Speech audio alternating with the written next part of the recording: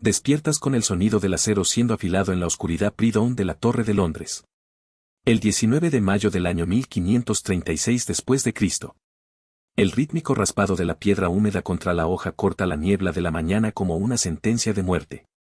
Cada golpe, deliberado, metódico, final. Eres una antigua reina de Inglaterra, y en menos de 4 horas esa hoja separará tu cabeza de tus hombros. Los muros de piedra de tu celda parecen palpitar con tu latido mientras te sientas en el borde de tu estrecha cama.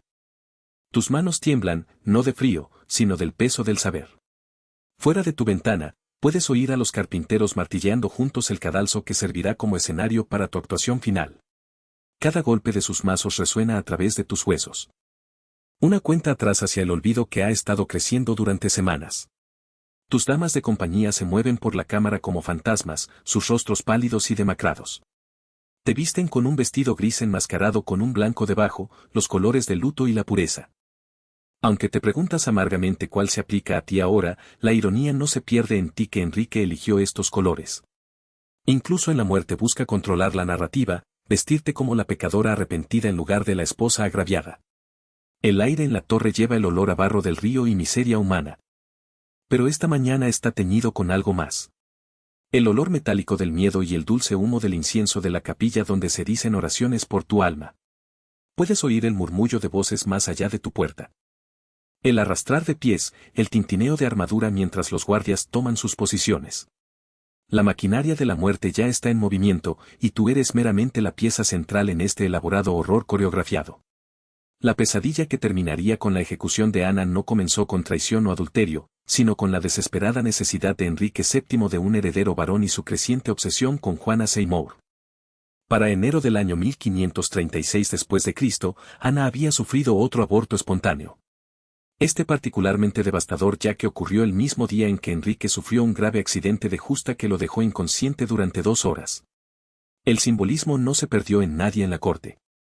Mientras el rey yacía cerca de la muerte, también lo hicieron las esperanzas de Ana de asegurar su posición a través de la maternidad. Se informó que el niño abortado era varón, un detalle que perseguiría los últimos meses de Ana. Enrique, que había roto con Roma y destrozado Inglaterra para casarse con ella, comenzó a susurrar que su unión estaba maldita por Dios. Los mismos argumentos teológicos que había usado para anular su matrimonio con Catalina de Aragón ahora se estaban volviendo contra Ana. La ironía era exquisita en su crueldad. Las mismas justificaciones que la habían elevado ahora la destruirían. Pero Enrique necesitaba más que el disgusto divino para deshacerse de Ana. Necesitaba motivos legales que no pusieran en duda su propio juicio o la legitimidad de su hija Isabel. Tomás Cromwell, ministro principal de Enrique, y un hombre cuya supervivencia dependía de anticipar los deseos del rey, comenzó a construir un caso tan elaborado y condenatorio que no solo destruiría a Ana, sino que borraría cualquier simpatía por ella. El primer hilo que Cromwell tiró fue la relación de Ana con el músico de la corte Marcos Smeaton. Smeaton era todo lo que Enrique no era. Joven, vivo, de cabello oscuro y poseedor de un encanto fácil que lo hacía popular entre las damas de la corte. El 30 de abril del año 1536 después de Cristo, Cromwell hizo arrestar a Smeaton y lo llevó a su casa en Stephanie, donde el joven fue sometido a un interrogatorio que probablemente incluyó tortura, aunque no sobreviven registros oficiales de los métodos específicos utilizados. Lo que sí sabemos es que Smeaton, que inicialmente había negado cualquier relación impropia con la reina, surgió del interrogatorio de Cromwell, listo para confesar no solo el adulterio con Ana, sino detalles específicos que formarían la columna vertebral del caso contra ella. El momento y la naturaleza de su confesión sugieren a un hombre roto por el dolor y el terror, dispuesto a decir cualquier cosa para detener la agonía. Con la confesión de Smeaton en la mano, Cromwell se movió rápidamente para construir una red de presuntos conspiradores. Enrique Norris, el ayudante de cámara del rey y uno de sus amigos más cercanos, fue arrestado el 1 de mayo durante las celebraciones del Día de Mayo en el Palacio de Greenwich. La ironía de arrestar a Norris durante un festival de primavera y renovación no se perdió en nadie.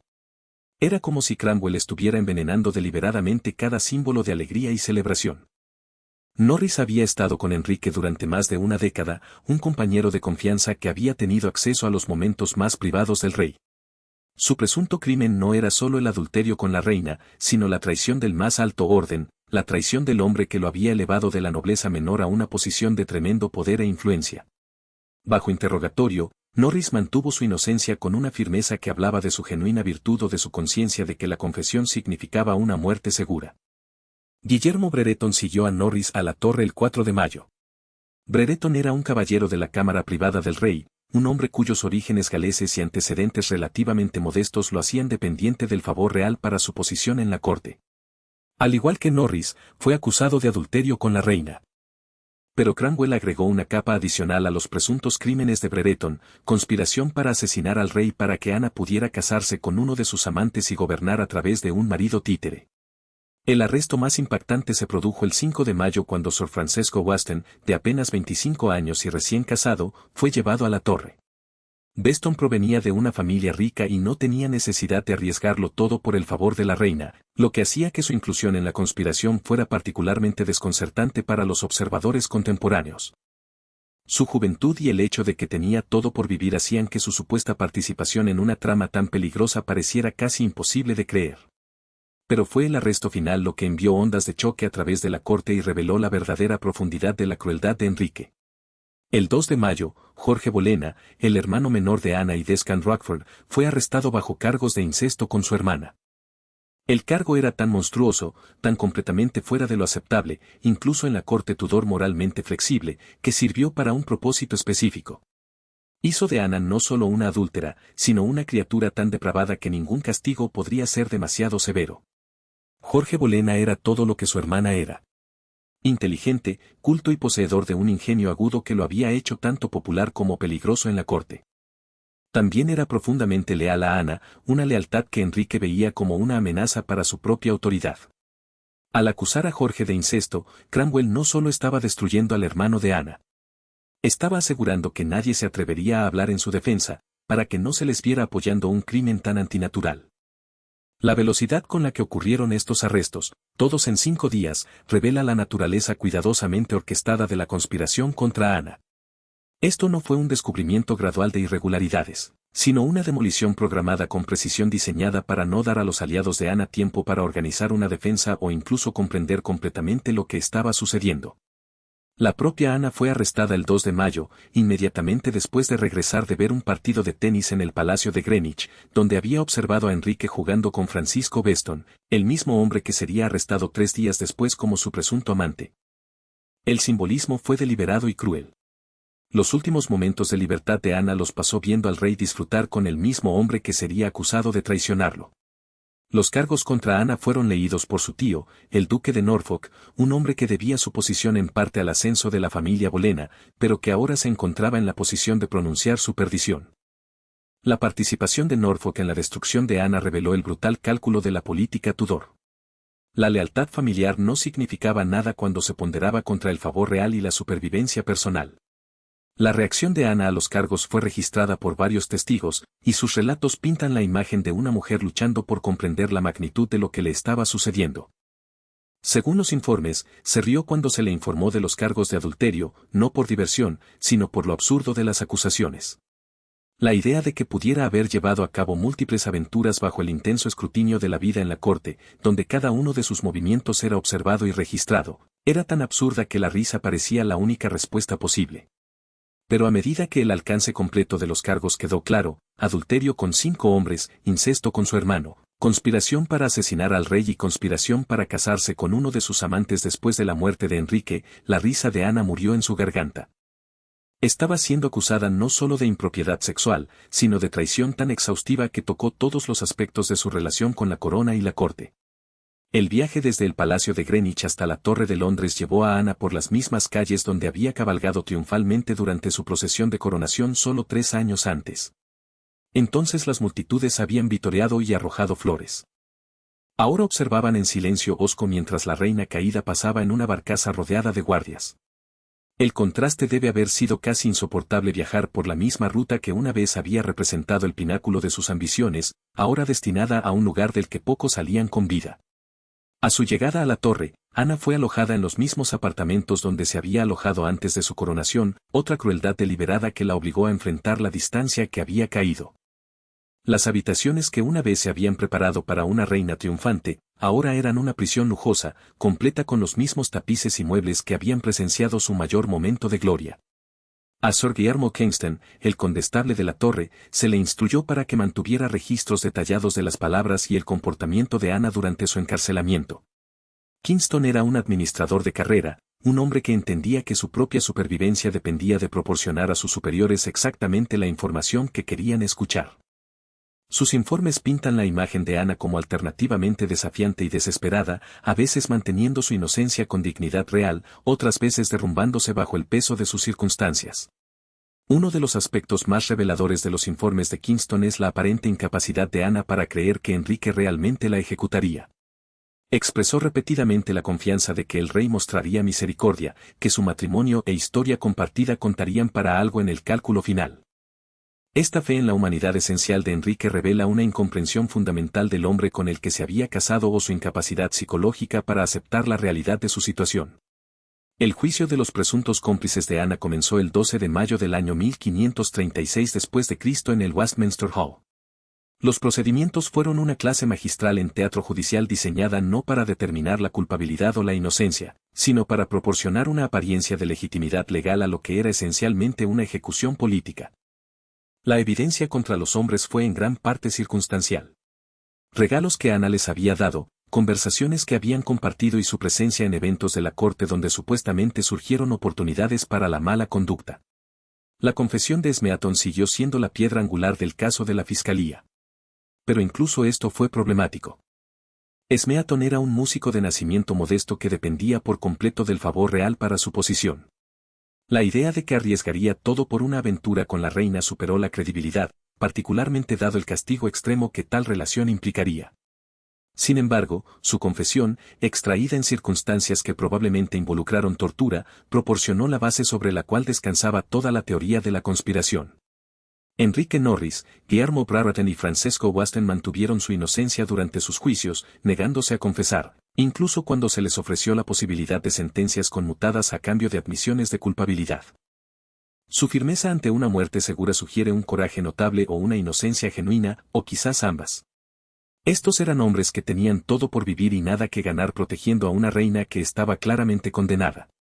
El juicio de Jorge Bolena, celebrado por separado debido a su rango noble, fue quizás el más dramático de todos. Jorge era un orador consumado y una mente legal que eligió defenderse contra los cargos. Su actuación en el Westminster Hall fue tan convincente que los observadores notaron que el jurado parecía conmovido por sus argumentos y genuinamente incierto sobre su culpabilidad. Por un breve momento, pareció que al menos uno de los presuntos conspiradores de Ana podría escapar de la red que Cromwell había lanzado. Pero Jorge cometió un error fatal que reveló su ingenuidad sobre la política de la corte o su deseo desesperado de limpiar el nombre de su hermana. Cuando se le presentó una pregunta escrita que se le instruyó que solo leyera en silencio, Jorge en cambio la leyó en voz alta a toda la corte. La pregunta se refería a la supuesta impotencia de Enrique y su incapacidad para satisfacer sexualmente a Ana. Información tan perjudicial para la reputación del rey que selló el destino de Jorge independientemente de su culpabilidad o inocencia. Los veredictos en todos los juicios fueron conclusiones predeterminadas. Norris, Weston, Brereton y Smeaton fueron todos declarados culpables y sentenciados al castigo tradicional por traición, ser ahorcados, dibujados y descuartizados. Jorge Bolena, en virtud de su nacimiento noble, fue sentenciado a muerte por decapitación. La velocidad de los juicios y la uniformidad de los veredictos dejaron claro que estos procedimientos se trataban de necesidad política, no de justicia. El trato de Enrique a los hombres condenados reveló la crueldad calculadora que caracterizó todo su manejo del asunto.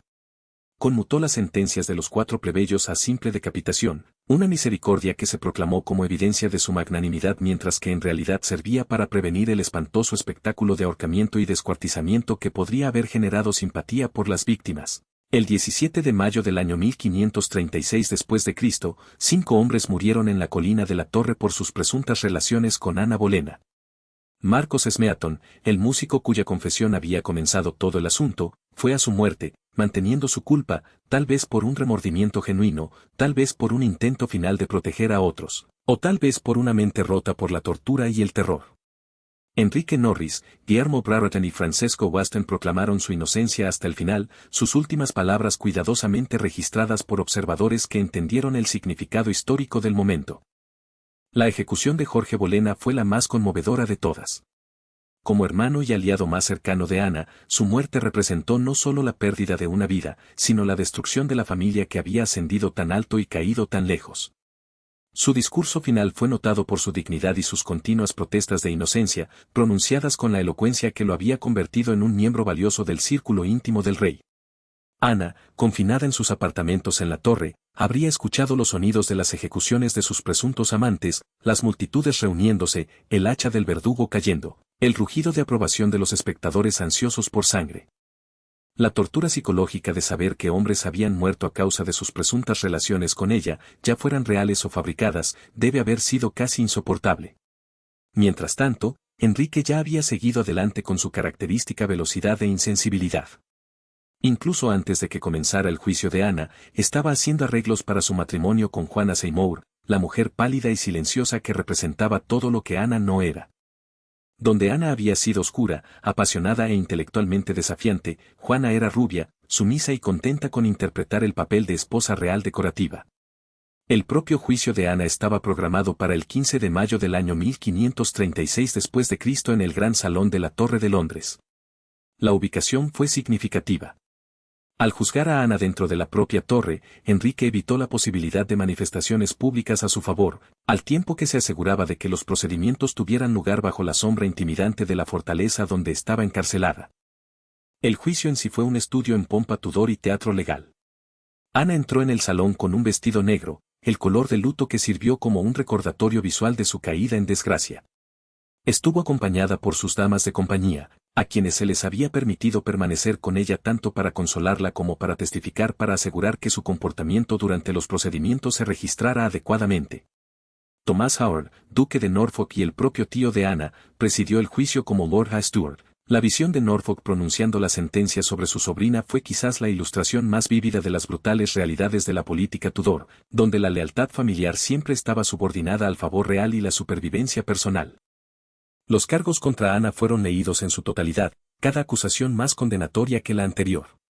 Fue acusada de adulterio con Enrique Norris el 6 de octubre del año 1533 después de Cristo en el Palacio de Westminster, con Guillermo Brereton el 8 de noviembre del año 1533 después de Cristo en Westminster, con Marcos Smeaton el 26 de abril del año 1536 después de Cristo en Westminster, y con Francisco Beston el 20 de mayo del año 1534 después de Cristo en el Palacio de Westminster. La especificidad de las fechas y lugares tenía la intención de dar credibilidad a los cargos, aunque también reveló su naturaleza fabricada. La precisión era demasiado perfecta, demasiado conveniente para los fiscales que necesitaban probar su caso más allá de toda duda razonable. El cargo de incesto que involucraba a su hermano Jorge se fechó el 2 de noviembre del año 1535 después de Cristo en el Palacio de Westminster, una fecha que colocó el presunto delito mucho después de que el último embarazo de Ana terminara en aborto espontáneo. El momento sugería no una transgresión apasionada, sino una conspiración calculada, que sirvió a la narrativa de Cromwell de una reina tan depravada que ningún crimen estaba por debajo de ella. Quizás el cargo más grave fue que Ana había conspirado para imaginar y compasar la muerte del rey, y había prometido casarse con uno de sus amantes después de la muerte de Enrique. Este cargo de intención traicionera fue el más difícil de probar, pero también el más necesario. Sin él, los otros crímenes de Ana podrían haber sido vistos como fallas morales personales en lugar de amenazas al Estado que requerían la pena máxima. La respuesta de Ana a los cargos fue cuidadosamente observada y registrada. Los relatos contemporáneos la describen manteniendo la compostura durante la lectura de las acusaciones.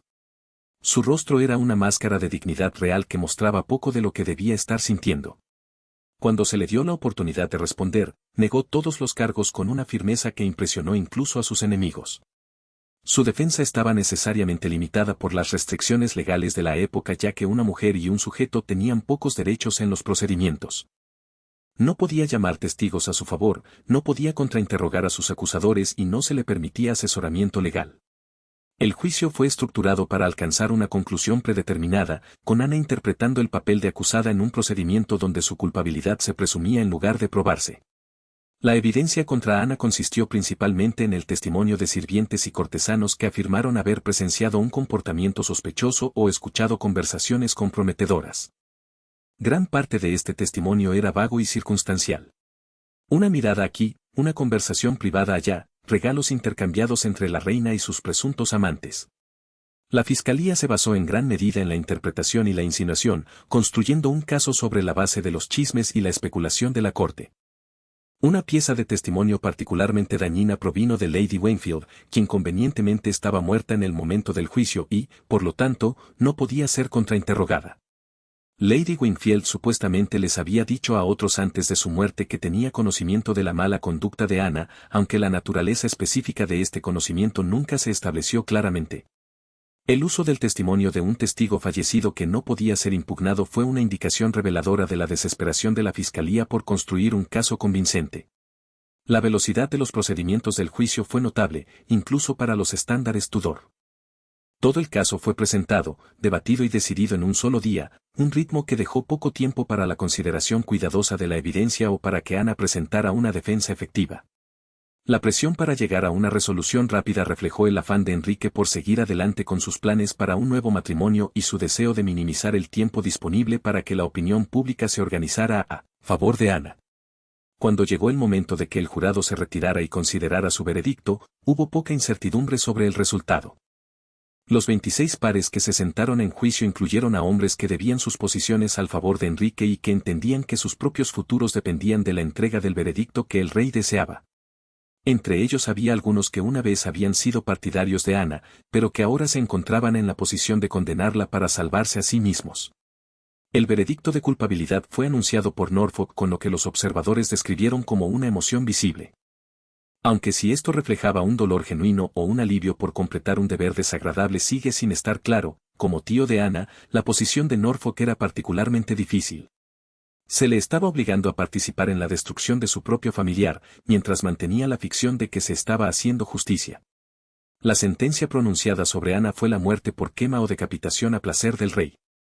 La opción de quema reflejaba el castigo medieval para las mujeres que cometían traición, particularmente aquellas culpables de adulterio contra sus maridos. La alternativa de decapitación se presentó como una misericordia, aunque también sirvió a los propósitos de Enrique al evitar el horrible espectáculo de una reina siendo quemada viva a la vista del público. La reacción de Ana a la sentencia fue notada por todos los presentes. Recibió la noticia de su condena con lo que los relatos contemporáneos describen como una compostura notable, manteniendo la dignidad de su posición real incluso ante una muerte inminente. Su respuesta incluyó una solicitud de que Dios salvara al rey y una protesta de su inocencia que resonó a través del gran salón de la torre con una claridad que conmovió incluso a sus enemigos. Pero fueron sus momentos privados registrados por Sir Guillermo Kensington y las damas que la atendieron los que revelaron todo el peso de lo que estaba soportando en los días entre su juicio y ejecución. Ana osciló entre la esperanza y la desesperación, la confianza y el terror de una manera que reveló la tortura psicológica de su situación. Continuó expresando la fe de que Enrique mostraría misericordia, que su historia compartida y el amor que una vez sintieron el uno por el otro contarían para algo en el cálculo final. Esta fe parece casi trágica en retrospectiva, dado lo que sabemos del carácter de Enrique y su trato a otras esposas que habían caído en desgracia. La incapacidad de Ana para aceptar la realidad de su situación puede haber sido un mecanismo de defensa psicológica, una forma de mantener la cordura en circunstancias que habrían roto a la mayoría de las personas. La cuestión de la culpabilidad o inocencia real de Ana ha fascinado a los historiadores durante casi 5 siglos. La evidencia en su contra fue en gran parte circunstancial y basada en el testimonio de individuos cuya propia supervivencia dependía de complacer al rey. La confesión de Smeaton extraída bajo tortura formó la piedra angular del caso. Pero las confesiones obtenidas mediante tortura eran notoriamente poco fiables incluso para los estándares Tudor. Las fechas y lugares específicos citados en los cargos contra Ana presentan problemas significativos para aquellos que creen en su culpabilidad. Los registros de la corte muestran que Ana estaba embarazada o había dado a luz recientemente durante muchos de los momentos en que supuestamente estaba llevando a cabo aventuras, lo que hacía que las demandas físicas de múltiples relaciones fueran extremadamente difíciles, si no imposibles. Además, el intenso escrutinio bajo el cual vivían los consortes reales hizo que las relaciones románticas secretas fueran extraordinariamente riesgosas y difíciles de ocultar. La velocidad con la que se desarrollaron los cargos y se llevaron a cabo los juicios sugiere un resultado predeterminado en lugar de una investigación cuidadosa de la mala conducta real. La eficiencia de Cromwell en la construcción del caso contra Ana y sus presuntos cómplices fue notable, pero también plantea preguntas sobre si la evidencia fue descubierta o fabricada. Quizás lo más revelador es que ninguno de los presuntos amantes de Ana, con la excepción del torturado Smeaton, confesó sus crímenes, incluso cuando se les ofreció la posibilidad de sentencias conmutadas. Los hombres que enfrentan una muerte segura habrían tenido todos los incentivos para admitir su culpabilidad si pudiera salvar sus vidas. Sin embargo, eligieron mantener su inocencia hasta el final. El contexto político de la caída de Ana también apoya el argumento de su inocencia. En el año 1536 después de Cristo, Enrique estaba desesperado por un heredero varón y ya había comenzado su búsqueda de Juana Seymour. El aborto espontáneo de Ana en enero de ese año había terminado efectivamente su utilidad para el rey, convirtiéndola en un obstáculo para sus planes para un nuevo matrimonio en lugar de un activo para ser protegido. El carácter de Enrique, como se revela a través de su trato a otras esposas y oponentes políticos, sugiere a un hombre capaz de eliminar a cualquiera que se interpusiera en el camino de sus deseos. Su voluntad de romper con Roma para casarse con Ana demostró su crueldad en la búsqueda de sus objetivos.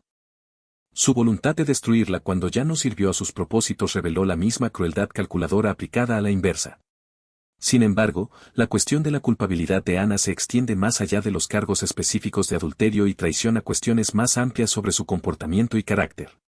Los relatos contemporáneos la describen como inteligente, ambiciosa y políticamente astuta, pero también como a veces arrogante y vengativa hacia aquellos que se cruzaban en su camino. Su trato a Catalina de Aragón y la princesa María le había ganado numerosos enemigos en la corte, que estaban ansiosos por verla caer. La lengua afilada y el ingenio rápido de Ana, que inicialmente habían atraído a Enrique, pueden haberse convertido en pasivos a medida que su matrimonio se deterioraba. Su voluntad de discutir con el rey y desafiar sus decisiones era inusual para un consorte real y puede haber contribuido al creciente resentimiento de Enrique por su influencia sobre él. La intensidad de la relación de Ana con su hermano Jorge también levantó cejas en la corte.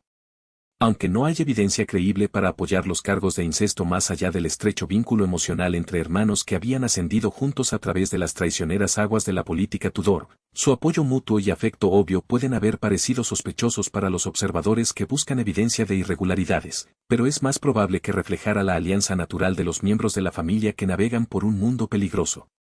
Mientras Ana esperaba la ejecución en la torre, Enrique ya estaba haciendo preparativos para su próximo matrimonio. El 14 de mayo, el día antes del juicio de Ana, el arzobispo Cranmer fue convocado al palacio de Lambeth para escuchar la confesión de Enrique y pronunciar su matrimonio con Ana nulo y sin valor. La velocidad de este procedimiento reveló el afán de Enrique por despejar los obstáculos legales para su unión con Juana Seymour. La anulación del matrimonio de Enrique con Ana se basó en los mismos argumentos teológicos que se habían utilizado para disolver su matrimonio con Catalina de Aragón. La afirmación de que la unión nunca había sido válida a los ojos de Dios. En el caso de Ana, Enrique citó su relación previa con su hermana María como un impedimento que hizo que su matrimonio fuera incestuoso y, por lo tanto, inválido desde el principio. La ironía de este argumento fue exquisita. Enrique estaba afirmando simultáneamente que Ana era culpable de adulterio dentro de su matrimonio, al tiempo que argumentaba que ningún matrimonio había existido legalmente entre ellos. La contradicción lógica fue menos importante que la conveniencia legal. Al declarar el matrimonio inválido, Enrique podía afirmar que Ana nunca había sido reina y que su hija Isabel era ilegítima. El impacto psicológico en Ana al enterarse de que su matrimonio estaba siendo declarado nulo y sin valor debe haber sido devastador. De un solo golpe, Enrique estaba borrando no solo su relación, sino toda su identidad como reina de Inglaterra. Estaba siendo reducida de una reina coronada a una mujer que había vivido en pecado con el rey. Su hija despojada de legitimidad y la obra de su vida desestimada como sin sentido. Mientras tanto, los preparativos para la ejecución de Ana procedieron con la sombría eficiencia que caracterizó todos los aspectos de la administración Tudor. Enrique había tomado la decisión inusual de importar un espadachín de Calais en lugar de usar el hacha tradicional que se empleaba para la mayoría de las ejecuciones. La elección de una espada sobre un hacha se presentó como una misericordia. Se suponía que el método francés era más rápido y confiable que el enfoque inglés. La selección de un verdugo extranjero sirvió para varios propósitos más allá de la mera eficiencia. Distanció a Enrique del acto en sí, permitiéndole presentar la muerte de Ana como una cuestión de necesidad legal en lugar de venganza personal. También eliminó la posibilidad de que un verdugo inglés se negara a la tarea o pudiera ser influenciado por la simpatía por la reina condenada. El verdugo que llegó de Calais fue descrito como un experto en su oficio, un hombre que había realizado servicios similares para la corte francesa y que trajo consigo no solo habilidad sino el aura de sofisticación continental. Su misma presencia en la torre fue un recordatorio de que la muerte de Ana se estaba llevando a cabo de acuerdo con los más altos estándares de la práctica europea. La espada misma se convirtió en un objeto de fascinación y temor durante los últimos días de Ana. A diferencia del hacha pesada y brutal tradicionalmente utilizada para las ejecuciones inglesas, la espada del verdugo fue descrita como relativamente ligera y afilada, diseñada para la precisión en lugar de la fuerza bruta. El arma se mantuvo oculta hasta el momento de la ejecución, agregando un elemento de misterio a los procedimientos que aumentó la tensión psicológica. El comportamiento de Ana durante sus últimos días reveló a una mujer luchando por mantener su dignidad y cordura en circunstancias que habrían roto a la mayoría de las personas. Los informes de Sir Guillermo Kenston la describen como a veces confiada y desafiante, otras veces llorando y desesperando. Habló con frecuencia de su inocencia y su fe en que Dios la reivindicaría, pero también hizo arreglos prácticos para su muerte con una claridad que sugería que entendía la realidad de su situación. Uno de los aspectos más conmovedores de los últimos días de Ana fue su preocupación por su hija, Isabel. Con aún no 3 años, Isabel era demasiado joven para comprender lo que le estaba sucediendo a su madre.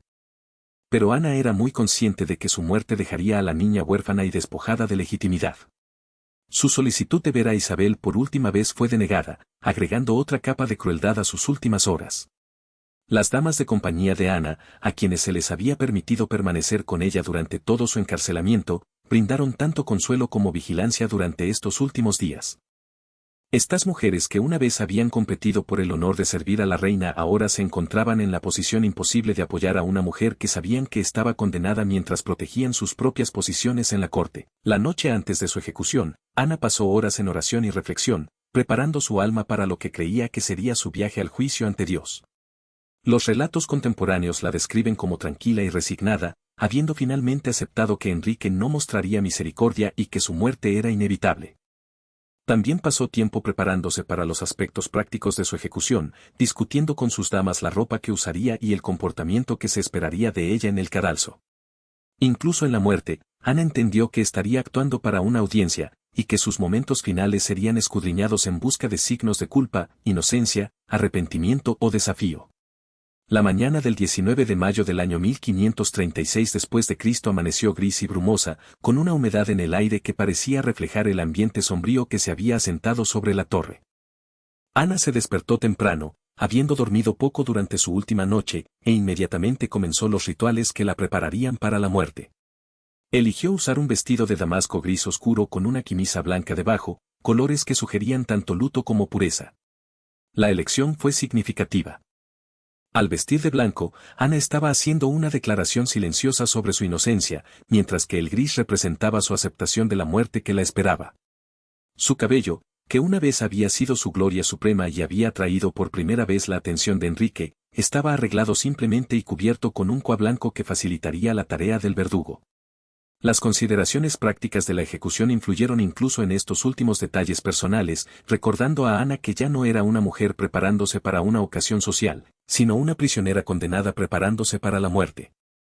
La última comida de Ana fue simple, algo de pan y vino que consumió más por el significado ritual que por cualquier apetito. La comida tenía poco atractivo para alguien que enfrentaba una muerte inminente, pero el acto de partir el pan sirvió como una comunión final con la vida y una preparación para lo que estuviera más allá. A medida que avanzaba la mañana, Ana podía oír los sonidos de la preparación fuera de su ventana. El cadalso se había completado durante la noche y los trabajadores ahora estaban probando su construcción y organizando la paja que absorbería su sangre. Los preparativos prácticos para la muerte se llevaron a cabo con la misma eficiencia que caracterizó todos los aspectos de la administración Tudor. La multitud comenzó a reunirse temprano, atraída por el espectáculo sin precedentes de la ejecución de una reina. Si bien las ejecuciones públicas eran un entretenimiento común en la Inglaterra Tudor, la muerte de una reina coronada era extraordinaria, sin precedentes en la historia inglesa e improbable que se repitiera. La Verde Torre se estaba llenando de espectadores ansiosos por presenciar este momento histórico. Entre la multitud había cortesanos que una vez habían competido por el favor de Ana, comerciantes que se habían beneficiado de su patrocinio y gente común que había seguido su ascenso y caída con la fascinación que el drama real siempre ha inspirado. Algunos vinieron por curiosidad, otros por un sentido del deber histórico y otros por el impulso humano más oscuro de presenciar la destrucción y la muerte. El condestable de la torre, Sir Guillermo Kingston, llegó a los apartamentos de Ana con la notificación formal de que había llegado su momento. Su comportamiento fue respetuoso, pero firme. Estaba allí para escoltar a una reina a su muerte, pero también para asegurar que una traidora condenada cumpliera el destino prescrito por la ley. La respuesta de Ana a la llegada de Kingston fue notada por todos los presentes. Se levantó de su silla con la dignidad que la había caracterizado durante todo su encarcelamiento, se enderezó el vestido y se declaró lista para enfrentar su destino. Su compostura fue notable. No mostró signos de la histeria o el colapso que podría haberse esperado de alguien que enfrenta una ejecución inminente. La caminata desde sus apartamentos hasta el cadalso fue quizás el viaje más largo de